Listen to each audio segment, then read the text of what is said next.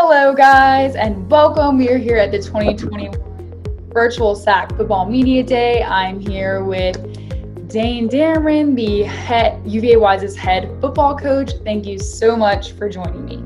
Thank you for having me. Look forward to it. Of course.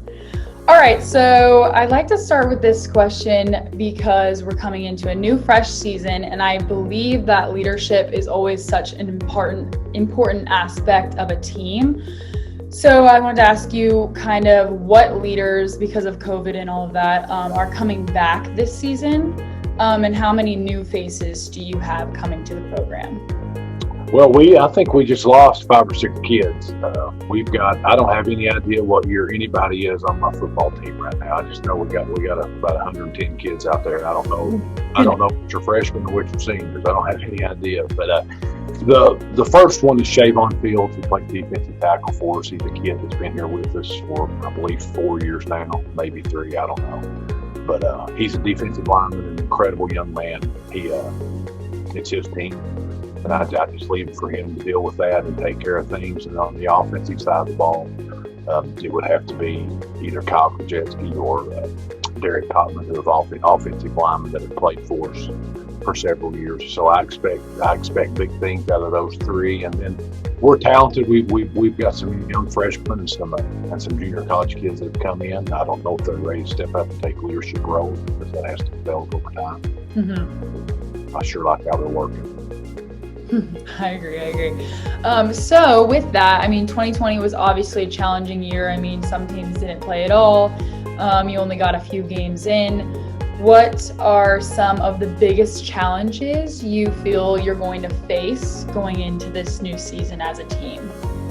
Well, I think it's kind of the same thing we faced in 2020. You just never know who's going to get this virus, and you're going to have to sit out and do whatever, because everybody has their own opinion about things. I think that's where we're at. So we're trying to do a great job of making sure they're wearing their masks, making sure that the kids that want to get vaccinated are getting vaccinated. The kids that aren't getting vaccinated understand that they've got to be as careful as they possibly can.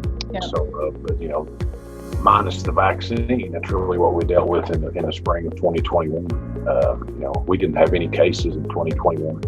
Once we got back and got going, we had a couple of kids that got quarantined in January when we first got back. But once we started our season, we didn't have anybody. So it's just, can we stay healthy? Not only healthy with the virus, but can you just stay healthy? Because I don't know that we're a tremendously deep team. I think we're a talented team, mm-hmm. But we've got to be smart with how we practice, and we've got to make sure that that we're living for each other and making the right decisions. Making decisions that don't have a chance to have consequences that affect a whole lot of people. Yeah, it's a lot to balance, especially coming into this year. We all kind of thought it was going to be, back to normal, and then you just have these emerging variants and all these crazy things still happening. So we're just very hopeful that we can get through this season and keep all of our athletes, safe and healthy. Yeah, we're just trying to, control what we can control. Yeah. I think the people that are being hosed in this whole thing are the kids, because they never know from day to day what's going on. So the thing myself and our staff is trying to do is just trying to make it as normal as possible, and let the kids know that this could happen, but that's not your job to worry about. Your job is to go to class. Your job is to go to the weight room. Your job is to practice, and we'll handle all the worry. You don't have to worry about that. We'll handle the worry, and you got to just try to be college students, because I think a lot of kids are missing out on just. Yeah. There was nothing better than college, and some of our kids aren't getting to experience that because of this. So we'll just take it day by day and see what goes on. I agree. I got out of college in 2019, so I was the year before COVID hit, and I give props to all your coaches, your training staff, and all of you guys for, trying to bring some normalcy to these young athletes. That's good. You're just a year older than me. Yeah. Love it. So looking into the future in the 2022 season, we will be adding Barton, Emory and Henry, Erskine into the future. So how do you feel the dynamic of the staff will change, or, what's your take on these new teams joining us? Well, I think good for them. I don't really have a take on it. I think it'll be good dividing up into divisions. I think Yeah. That'll be pretty fun. But, I just hope I'm here in 2022. I can't even think about 2022. I'm trying to get through this. I got a senior daughter in college. I got a senior boy in high school. I'm just trying to get through 2021 and see what we can happen. I'm sure that's great for those universities, and that'll be a big step for them. I know with Emory coming from Division III to Division II, that'll be a big step up for them, and the other two are startup programs. Having the opportunity to start a program at Kentucky Christian University in the mid-2000s is difficult. And I never had to come into this league because this league is no joke, So they'll have their challenges, but I know their coaches will do a great job of managing that. And when we line up and play those teams, that's when I'll start worrying about it. I agree. Take it 1 year at a time. That's all we can do right now. That's right. And then my final question to you would be, if you had to choose one rival in the conference, who would they be? Like, who is your guys' biggest competitor? Like, what really gets your guys going and that kind of thing? Well, I don't know, that I can truly answer that yet, because I don't think that we've been in this, and I'm not trying to avoid the question. We've got to prove we can beat some people in this league before you can have a rivalry, because it's to the point right now where whenever we go on the road, we got to bring our own float because we're everybody's homecoming team, and we've got to establish our identity.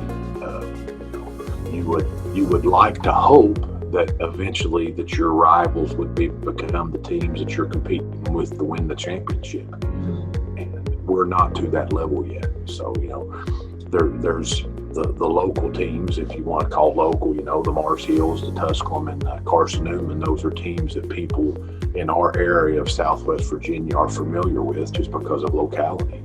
But until you beat somebody, you can't call them a rival. And we've not had the chance to do that. So I'd kind of like to get to where everybody thinks that we're their rival, because I like that. We're beating them, but we're not to that point yet. This is such a good league. It's competitive from top to bottom. I think last year, in 2019, we got our tails handed to us 3 times. But the other 5 or 6 conference games we played, 5 conference games, I guess it was, we felt like that we were in the game in the fourth quarter. And so, we're not that far away. But then again, you're pretty far away till you win one, because learning how to win is tough because you got to win, and that's hard. And so there's a lot of good teams. It's a lot of great coaches, a lot of great men. I've thoroughly enjoyed my year here. I didn't enjoy getting my butt kicked by everybody, but the coaches and I think Commissioner Britt does a great job. So it's been a good experience for us. We just got to get better, and hopefully next year I'll have a little bit better answer to that question. Oh, of course. Certainly gotta come in strong this year. I'm very excited to see how you all do. I'm excited to see how everyone does, just because I'm a huge football fan, love football. So I'm very excited to see how our league does this year and how all of our newcomers begin to adapt into the league. So that is all I had for you today. I want to thank you so much for taking the time out of your busy schedule to join me for this little interview. Thank you for having me. Have a great day. I will. You too. Thank you. Take care. Bye-bye. Bye.